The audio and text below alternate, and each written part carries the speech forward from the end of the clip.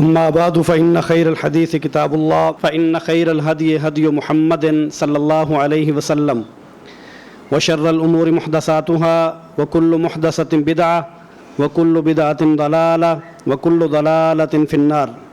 أما بعد فأعوذ بالله من الشيطان الرجيم. بسم الله الرحمن الرحيم. قال الله جل وعلا: لقد كان لكم في رسول الله أسوة حسنة لمن كان يرجو الله واليوم الآخر وذكر الله كثيرا. قال النبي صلى الله عليه وسلم: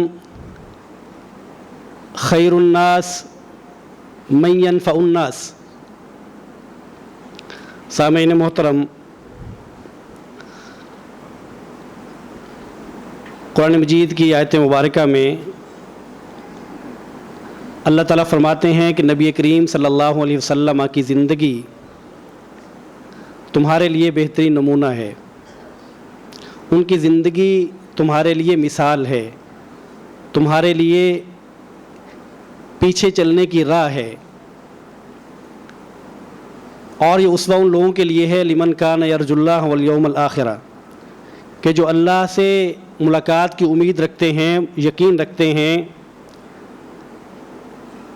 اور آخرت کے دن سے کو پہنچنے کی اور ملاقات کی امید رکھتے ہیں، اور وہ کثرت سے اللہ کا ذکر کرتے ہیں۔ نبی کریم صلی اللہ علیہ وسلم فرماتے ہیں کہ تم میں سے بہترین شخص وہ ہے جو لوگوں کو فائدہ دینے کے اعتبار سے بہترین ہے، اچھا ہے۔ آج کی جو صورتحال ہے وہ یہ ہے کہ میں اپنے مسلمان بھائی کے لیے ان کو فائدہ دینے کے لیے کیسے آگے بڑھ سکتا ہوں، میں کیسے اچھا ہو سکتا ہوں۔ نبی کریم صلی اللہ علیہ وسلم جو نبی ہیں، جو نبیوں کے سردار ہیں، ان کی زندگی کی مثالیں کہ جب ان کے مسلمان بھائی، ان کے امتی، ان کے ساتھی جب پریشان ہوتے تو وہ ان کے لیے کیسے آگے بڑھا کرتے۔ چند باتیں آپ کے سامنے رکھوں گا، اور اس لیے رکھوں گا کہ میں نے اور آپ نے اپنے بھائیوں کے لیے آگے بڑھنا ہے۔ آج میرے اور آپ کے بچوں جیسے بچے، میری اور آپ کی بہنوں جیسی بہنیں، میرے اور آپ کے بزرگوں جیسے بزرگ اس وقت مشکلات کا شکار ہیں۔ بعض کے گھر گر گئے، بعض کے گھر موجود ہیں، لیکن وہ بے گھر ہیں، وہ خیموں میں موجود ہیں۔ میں نے اور آپ نے آگے بڑھنا ہے۔ میں اور آپ کے ان کے لیے کتنا کر سکتے ہیں؟ جتنا کر سکتے ہیں ہمیں کرنا ہے، اس لیے کہ ہم اس نبی کے امتی ہیں جو ابھی نبی نہیں ہوئے تھے، انہیں ابھی نبوت نہیں ملی تھی، تو ان کے خصائص میں یہ باتیں تھیں، ان کی یہ خوبی تھی، ان کی یہ خاصیت تھی، ان کی یہ صفت تھی کہ وہ لوگوں کے کام آیا کرتے تھے۔ اور آپ نے سن رکھا ہے، آپ نے پڑھ رکھا ہے، سیدہ خدیجہ رضی اللہ تعالی عنہا نے نبی کریم صلی اللہ علیہ وسلم کو جب تسلی دی تو کیا فرمایا تھا؟ کلا واللہ لا یخزیک اللہ ابدا، ہرگز نہیں، اللہ کی قسم ہرگز نہیں ہے نبی، اللہ تعالیٰ آپ کو تکلیف نہیں دیں گے، گزند نہیں پہنچائیں گے۔ کیوں؟ انک لتصل الرحم، اس لیے کہ آپ رشتہ داریاں ان کو جوڑنے والے ہیں، رشتہ داروں کو قریب کرنے والے ہیں۔ وتحمل الکل، اور آپ بوجھ اٹھانے والے ہیں، جو کمزور ہیں ان کا بوجھ اٹھاتے ہیں۔ وتکسب المعدوم، اور جو لاچار ہیں، جو محتاج ہیں، آپ ان کی ضرورتیں پوری کرتے ہیں، آپ ان کے کام آتے ہیں۔ اور یہ اس وقت کی بات ہے جب نبی کریم صلی اللہ علیہ وسلم محمد بن عبداللہ تھے، محمد الرسول اللہ نہیں تھے صلی اللہ علیہ وسلم۔ یہ میرے اور آپ کے نبی کی زندگی ہے جو میرے اور آپ کے لیے اسوہ ہے۔ وہ زندگی ہمیں بتاتی ہے کہ ہم نے لوگوں کے بوجھ اٹھانے ہیں، लोगों के काम आना है।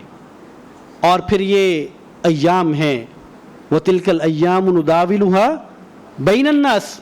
क्या मालूम अल्लाह हम सबको महफूज रखे, आफियत में रखे, सलामती में रखे। क्या मालूम कल मेरे और आपके साथ क्या होने वाला है। मुझे याद है जब 3 से 4 साल पहले जब अहले सिंध मुश्किलात का शिकार थे, जब वहाँ सैलाब था, तो ये हमारे भाई उनके लिए अपना कंधा पेश किए हुए थे, उनके लिए मदद करने को आगे आगे थे, अहले पंजाब थे। मैं जानता हूँ कि सियालकोट सनती शहर है, वहाँ से कितने बड़े बड़े सनतकार जो हैं वो बड़ी बड़ी रकूम लेके उन लोगों के पास पहुँचे हुए थे। आज अहले सियालकोट खुद सैलाब का शिकार हैं।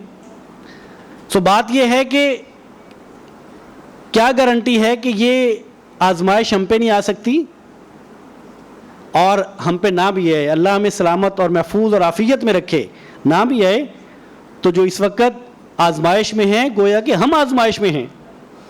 यही बात तो नबी करीम सल्लल्लाहु अलैहि वसल्लम ने फरमाया कि मुसलमान और मोमिनों का जो ताल्लुक़ है वो ऐसा है कि वो आपस में रहम करने वाले होते हैं, वो शफकत करने वाले होते हैं, वो आपस में मोहब्बत करने वाले होते हैं, वो एक जिस्म की मानिंद होते हैं जिसके एक उज़्व को तकलीफ़ होती है तो सारा जिस्म उस तकलीफ़ को महसूस करता है, वो उस तकलीफ़ में मुब्तला हो जाता है, उसको यूँ लगता है कि ये मेरी तकलीफ़ है।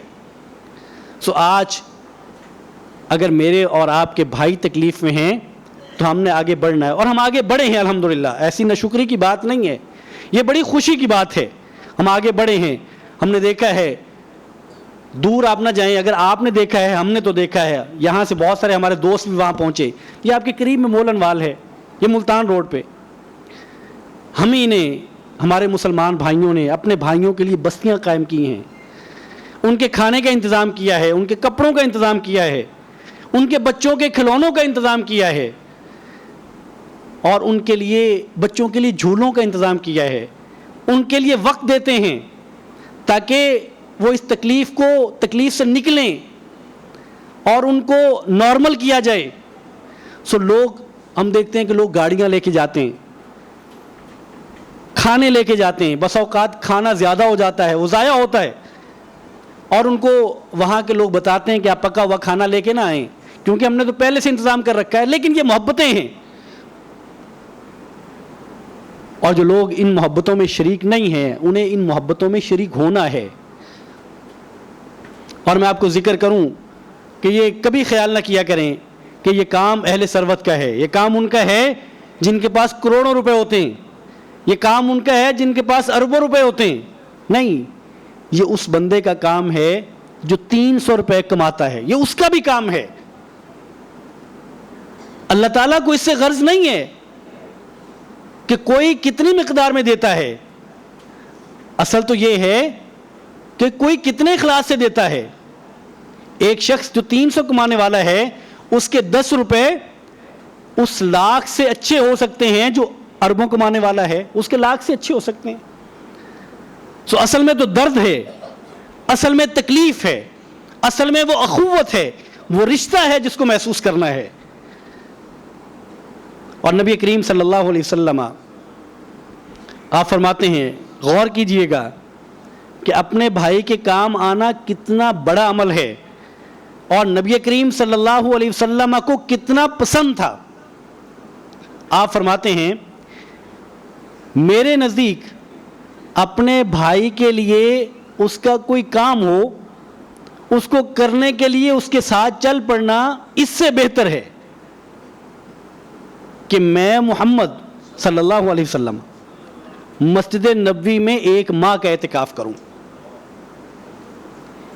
यानी नबी एतिकाफ़ करें और नबियों के सरदार एतिकाफ़ करें। एतिकाफ़ की अलग से फजीलत है, मस्जिद नबवी की अलग से फजीलत है, नबी करीम सल्लल्लाहु अलैहि वसल्लम के अलग से फ़ज़ाइल हैं। आप फरमाते हैं कि मुझे मस्जिद नबवी में 1 माह तक एतिकाफ़ करने से ज़्यादा पसंद है कि मैं अपने भाई के लिए उसकी ज़रूरत को पूरा करने के लिए उसके साथ चल पड़ूं। इसका ये मतलब नहीं है कि कोई शख्स ये समझे कि फ़राइज़ की ज़रूरत नहीं है। نماز کی ضرورت نہیں ہے, عبادات کی ضرورت نہیں ہے, خدمت خلق کافی ہے. نہیں, نبی کریم صلی اللہ علیہ وسلم فرائض کے ساتھ خدمت خلق کیا کرتے تھے, نماز چھوڑ کے خدمت خلق نہیں کرتے تھے, روزہ چھوڑ کے خدمت خلق نہیں کرتے تھے, آپ عبادات کے ساتھ کرتے تھے. اور جس کی آپ نے مثال دی وہ بھی نفلی عبادت ہے, فرضی عبادت نہیں ہے. آپ نے یہ نہیں فرمایا کہ مجھے یہ پسند ہے کہ میں فجر کی نماز چھوڑ دوں, میں 5 نمازیں چھوڑ دوں اور میں خدمت خلق کے لیے نکل پڑوں, یہ نہیں فرمایا. آپ نے جو مثال دی وہ نفلی عبادت کی ہے. اور اس سے ہمارے وہ بھائی, ہمارے وہ دوست, وہ ساتھی جو یہ سمجھتے ہیں انسانیت ہی اصل ہے, اسلام انسانیت کا دین ہے, لیکن اس کا مفہوم یہ نہیں ہے کہ آپ فرائض کو چھوڑ دیں, یہ مطلب نہیں ہے. انسانیت کا دین ہے اسلام. اسلام کہتا ہے کہ ایک جان کو بچانا گویا کہ انسانیت کو بچانا ہے. اور نبی کریم صلی اللہ علیہ وسلم کی زندگی اس بات پہ گواہ ہے, اس بات پہ شاہد ہے کہ اسلام انسانیت کا دین ہے. لیکن چیزوں کو مکس اپ نہیں کرنا, ان کو آپس میں ملا نہیں دینا, جس کی جو جگہ ہے اس کو اس جگہ پہ رکھنا ہے. اور نبی کریم صلی اللہ علیہ وسلم جب لوگ ضرورت مند ہوتے, آپ صلی اللہ علیہ وسلم موجود ہیں, ایک شخص آیا کہنے لگا کہ یا رسول اللہ میں بھوکا ہوں, مجھے کھانا ہے. آپ صلی اللہ علیہ وسلم اٹھے, اپنے گھر تشریف لے گئے, اہل خانہ سے پوچھا کہ کھانے کو ہے؟ اہل خانہ نے بتایا کہ نہیں, کھانے کو کچھ نہیں ہے. نبی کریم صلی اللہ علیہ وسلم واپس آئے, پھر صحابہ کرام سے کہا کہ یہ شخص, یہ مہمان ہے, یہ بھوکا ہے, اس کو کون کھانا کھلائے گا؟ ابو طلحہ رضی اللہ تعالی عنہ کہنے لگے کہ یا رسول اللہ میں کھلاتا ہوں. ابو طلحہ مہمان کو گھر لے گئے. یہ واقعہ آپ نے سن رکھا ہے, واقعہ سنانا مقصد نہیں ہے, اس میں سے 2 چیزیں بتانا مقصد ہے. آپ نے واقعہ سن رکھا ہے کہ وہ گھر تشریف لے گئے, گھر میں پوچھا تو بیوی نے کہا کہ بچے کے لیے کھانا ہے, کہا بچے کو سلا دیں. سن رکھا ہے آپ لوگوں نے. پہلی بات اس میں یہ ہے کہ نبی کریم صلی اللہ علیہ وسلم صرف ترغیب نہیں دیا کرتے تھے. آپ امام تھے, آپ بڑے تھے, آپ یہ نہیں کہتے تھے کہ لو پیسے. آپ پہلے اپنے گھر جاتے ہیں, پہلے آپ اپنے اہل خانہ سے پوچھتے ہیں کہ کھانے کو کچھ ہے. اگر ہوتا تو گویا کہ نبی کریم صلی اللہ علیہ وسلم اس مہمان کو اپنے گھر سے کھانا کھلاتے. یہ نہیں کہتے فلاں چودھری صاحب, فلاں سردار صاحب کدھر ہیں. یہ کام صرف لوگوں کا تو نہیں ہے, یہ تو میرا بھی کام ہے. بھوکے کو کھانا کھلانا ایک امام کا کام ہے, ایک خطیب کا کام ہے, مسجد کے منتظم کا کام ہے, پھر نمازیوں کا کام بھی ہے. سو نبی کریم صلی اللہ علیہ وسلم اگر اسوہ تھے, اگر نمونہ تھے, تو یہ بھی ان کا نمونہ ہے کہ آپ نے جب اس طرح کی نیکی کے کام ہوں گے, وہاں آپ نے پہلی صف میں کھڑے ہونا ہے, پھر لوگوں کو ترغیب دینا ہے. اور دوسرا سبق اس میں یہ ہے کہ صحابی انہوں نے یہ نہیں کہا کہ یا رسول اللہ کوشش تو کی, میرے گھر میں تو صرف میرے بچے کا کھانا ہے. جب آپ نے آگے بڑھنا ہوتا ہے, اخوت اس کو کہتے ہیں, چبہ کانٹا جو کابل میں ہندوستان کا ہر پیرو جواں بےتاب ہو جائے. یعنی پھر یہ نہیں دیکھا جاتا کہ میرے پاس کیا ہے. اور وہ جو نبی کریم صلی اللہ علیہ وسلم نے اخوت کا رشتہ قائم کیا جس کو مواخات مدینہ کہتے ہیں, وہ کیا تھا؟ وہ یہی تھا کہ ایک طرف 45 مہاجرین ہیں, مال مکہ میں رہ گیا, بعض کے اہل خانہ مکہ میں رہ گئے, سب کچھ چھوڑ چھاڑ کے اسلام کے لیے مدینہ میں آ گئے. تو نبی کریم صلی اللہ علیہ وسلم نے مسجد قباء اور مسجد نبوی تعمیر کرنے کے بعد سب سے پہلا کام یہ کیا کہ ان کو جمع کیا, اور جمع کر کے یہ رشتہ قائم کیا کہ یہ تمہارے بھائی مشکل کا شکار ہیں, انہیں سہارے کی ضرورت ہے, انہیں کندھا دینے کی ضرورت ہے. اور پھر انصار نے وہ کندھا دیا. انہوں نے تو یہاں تک کہہ دیا کہ یا رسول اللہ ہمارا آدھا مال بانٹ کے ان کو دے دیجئے. اور مہاجرین نے کہا کہ نہیں یا رسول اللہ ایسے نہیں لیں گے ہم. کیوں؟ ضرورت مند کا مطلب یہ ہوتا ہے کہ جب وہ ضرورت پوری ہو جائے تو اس کو اس کام کو چھوڑ دیا جائے, اس کو پیشہ نہ بنا لیا جائے. کہا کہ نہیں ہم ایسے نہیں لیں گے, عزت نفس ہے. کہا کہ نہیں. بعض نے کہا کہ ہمیں بازار کا راہ دکھائیے. بعض نے اس وقت تک اس تعاون کو لیا جب تک کہ وہ اپنے پاؤں پہ کھڑے نہیں ہو گئے.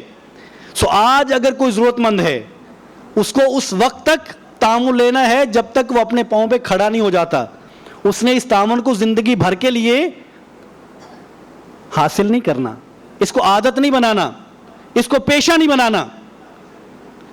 نبی کریم صلی اللہ علیہ وسلم تو ایسے ضرورتیں پوری کرتے تھے, ضرورت مندوں کے ساتھ ایسے کھڑے ہو جاتے تھے کہ ایک شخص آیا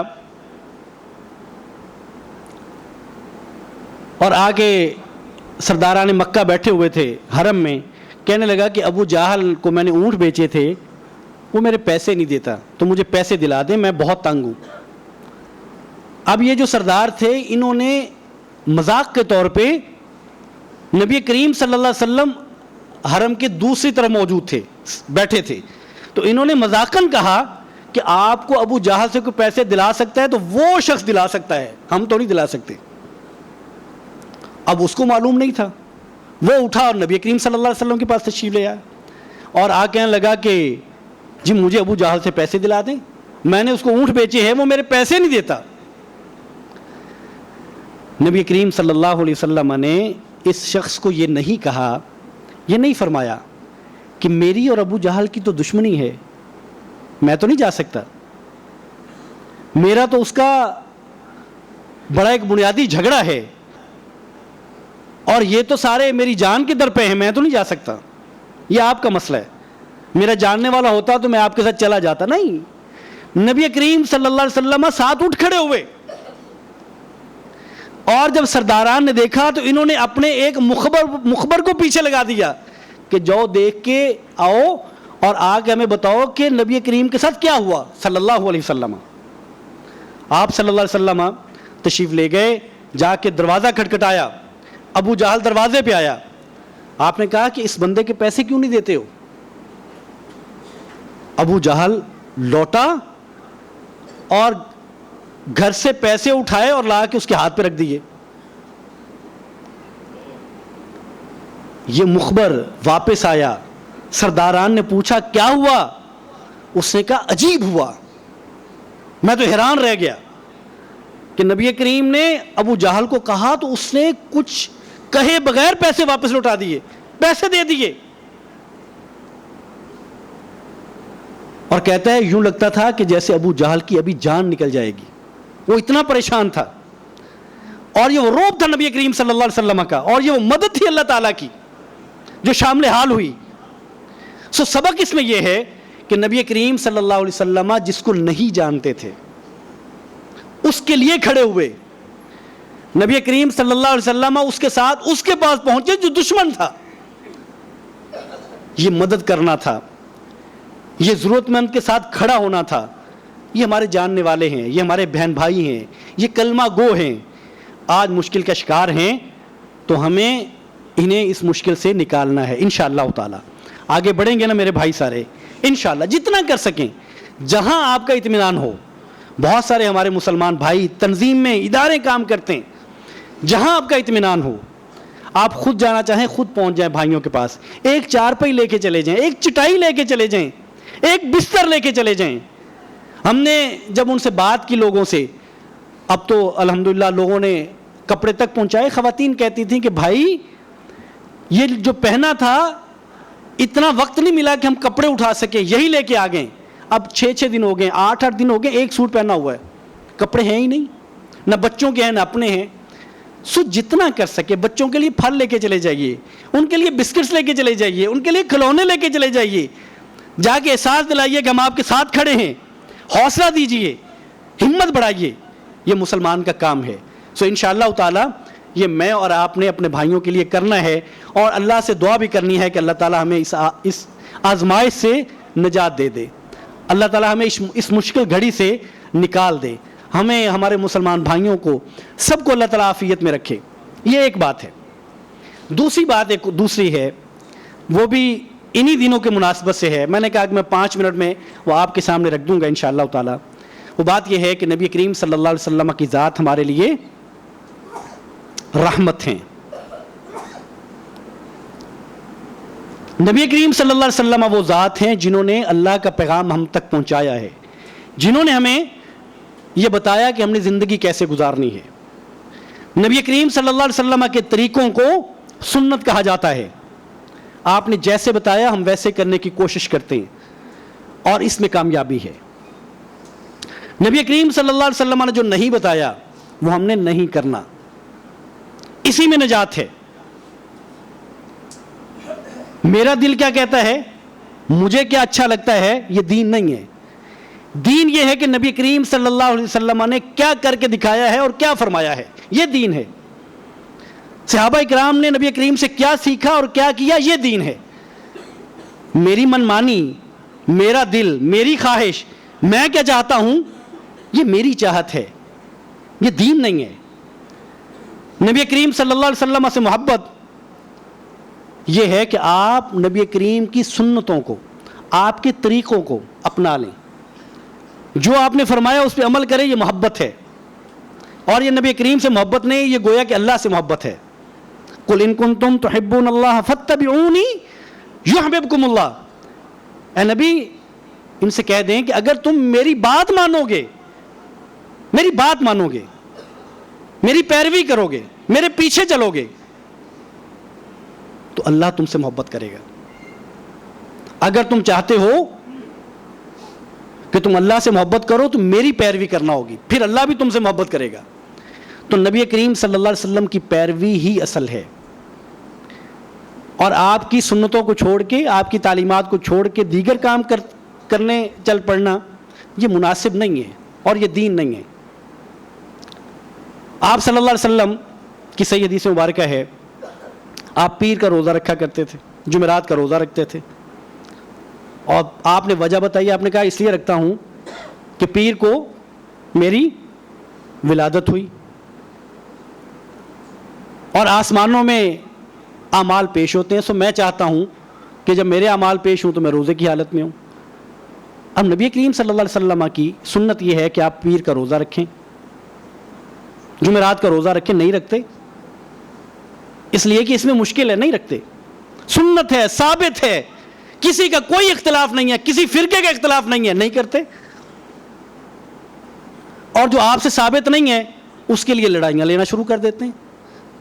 اس کے لیے ہمیں اچھا لگتا ہے, جلوس ہو, جھنڈے شنڈے ہوں, کھانا پینا ہو, وہ اچھا لگتا ہے, وہ کرتے ہیں. نبی کریم نے نہیں کیا صلی اللہ علیہ وسلم, نہیں کیا. صحابہ کرام آپ پہ جانے دینے والے, آپ کے لیے مال اولاد سب چھوڑ دینے والے, نہیں کیا. اللہ کے بندوں, یہ اتنی بنیادی بات نہیں سمجھ میں آتی, ادھر ادھر کی باتیں جوڑ کے دلیلیں بناتے ہیں. عجیب یہ ہے کہ میں, ایک صاحب کہتے ہیں کہ میں, وہ ان دنوں میں کلپس آ رہے ہوتے ہیں, ایک صاحب کہتے ہیں کہ نبی سے محبت کی دلیلیں مانگو گے ہم سے, نہیں دیتے جاؤ. اور اللہ کے بندو, نبی سے محبت کی دلیلیں کون مانگتا ہے؟ نبی سے محبت کی دلیل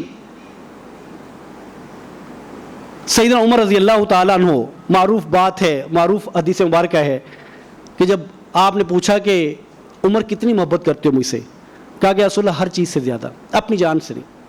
فرمایا کہ ابھی تمہارا ایمان کامل نہیں ہے. کہا کہ اپنی جان سے بھی زیادہ. تو نبی سے محبت تو یہ ہے, لیکن کیا نبی سے محبت منمانی ہوگی؟ جو دل میں آئے گا وہ ہوگا, جو میں چاہوں گا وہ ہوگا. اگر یہ نبی سے محبت کی علامت ہے تو یہ محبت صحابہ اکرام نے کیوں نہیں کی, یہ ائمہ اعظام نے کیوں نہیں کی؟ اور ائمہ میں امام مالک ہیں رحمۃ اللہ علیہ, امام شافعی ہیں, امام ابو حنیفہ ہیں, امام احمد بن حنبل ہیں رحمۃ اللہ علیہم, چاروں ائمہ ہیں. اور ہمارے دوست, ہمارے بھائی, ہمارے ساتھی امام ابو حنیفہ رحمۃ اللہ علیہ, ان کی فقہ کو ماننے والے ہیں. امام صاحب نے کوئی نہیں منائی. عجیب بات ہے, امام صاحب بھی نہیں مناتے, صحابہ اکرام نہیں مناتے, نبی کریم منانے کا حکم نہیں دیتے, خود نہیں مناتے, صحابہ اکرام نہیں مناتے, ائمہ نہیں مناتے. ہم کہتے ہیں کمال ہے, یہ دین ہے یہی, تم ہم سے دلیلیں مانگتے ہو. ہم کہتے ہیں اللہ کے بندو یہ وہ بات ہے جو دین نہیں ہے، اس کو دین نہ بنائیں۔ ایک صاحب کہتے ہیں کہ لو جی یہ جو 14 اگست میں آپ جھنڈیاں لگاتے ہیں ہمیں آپ منع کرتے ہیں۔ یعنی آپ اندازہ کریں کہ علم کیا ہے، جو لوگ پیشوا ہیں، جو رہنما ہیں، جنہوں نے لوگوں کو دین بتانا تھا، ان کی اپنی علمی اور ذہنی حالت کیا ہے۔ کہتے ہیں 14 اگست کو مناتے ہیں، نبی کا نہیں مناتے۔ تو حضرات گرامی قدر، کبھی کسی نے کہا کہ 14 اگست کو جھنڈے لگائیں تو ثواب ہوتا ہے؟ کس نے کہا؟ کبھی کسی مولوی صاحب نے کہا کہ 14 اگست کو جھنڈے لگایا کرو ثواب ہوتا ہے؟ او بھائی وہ دین نہیں ہے، وہ دین نہیں ہے۔ نبی کریم صلی اللہ علیہ وسلم کے ساتھ جڑی ہوئی بات دین ہے۔ یہاں آپ دلیل چاہیے ہوتی ہے، وہاں دلیل نہیں چاہیے۔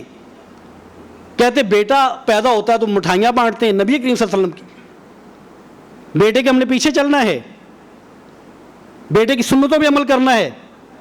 نعوذ باللہ بیٹا دین لے کے آیا ہے، بنیادی باتیں نہیں سمجھ آتی۔ نبی کریم صلی اللہ علیہ وسلم کی ذات، ان کے ساتھ جڑی ہوئی باتیں ہمارے لیے دین ہیں، اور جب ان سے جڑی ہوئی بات کی کوئی بات ہوگی تو دلیل دینا ہوگی۔ ایک صاحب کہتے ہیں کہ تم سے کوئی دلیل مانگے تو یہ نہیں کہنا کہ ہے کہ نہیں ہے، کہنا کہ تم دلیل دو کہ منع کہاں آیا ہے۔ اب یہ تو عالم ہے، عالم یہ ہے علم کا، کہتے ہیں کہ تم نے بتانا ہے۔ اور یہ علم کی دنیا میں یہ معروف ہے، ائمہ اکرام کے ہاں مسلمہ اصول ہے کہ معاملات میں اباحت ہوتی ہے، جواز ہوتا ہے، عبادات میں نہیں۔ وہاں اصلاً ہر چیز جائز ہوتی ہے اور آپ کو منع کی دلیل لانا پڑتی ہے۔ عبادات میں اصلاً ہر چیز منع ہوتی ہے، آپ کو جواز کی دلیل لانا ہوتی ہے۔ سو نبی کریم صلی اللہ علیہ وسلم، اور پھر معروف آخری بات ہے چونکہ وقت ختم ہو گیا، قل بفضل اللہ وبرحمتہ فبذلک فلیفرحوا۔ آپ بندے بندے کی زبان سے سن لیتے ہیں۔ یہ آیت مبارکہ سورہ یونس کی ہے، اس سے پچھلی آیت ہے یا ایھا الناس قد جاءتکم موعظۃ من ربکم وشفاء لما فی الصدور۔ اے لوگو تمہارے پاس نصیحت آ چکی ہے جو تمہارے رب کی طرف سے، جو شفا ہے سینوں کے لیے، وہدن اور وہ ہدایت ہے، ورحمتن وہ رحمت ہے للمؤمنین مومنوں کے لیے۔ قرآن مجید کی بات ہے کہ اللہ نے قرآن مجید تمہاری ہدایت کے لیے نازل کیا ہے۔ اور اس سے اگلی آیت مبارکہ یہ ہے قل بفضل اللہ وبرحمتہ۔ قرآن مجید کی بات ہوتی ہے، آپ قرآن مجید کی جگہ کہتے ہیں کہ نہیں اس سے مراد نبی کریم ہے صلی اللہ علیہ وسلم۔ اور آپ اندازہ کیجئے جملہ مفسرین جو ہمارے اکابر ہیں، جو مفسرین ہیں، کسی مفسر نے اس کی یہ تفسیر نہیں کی جو آج میرے اور آپ کے سامنے پیش کی جاتی ہے۔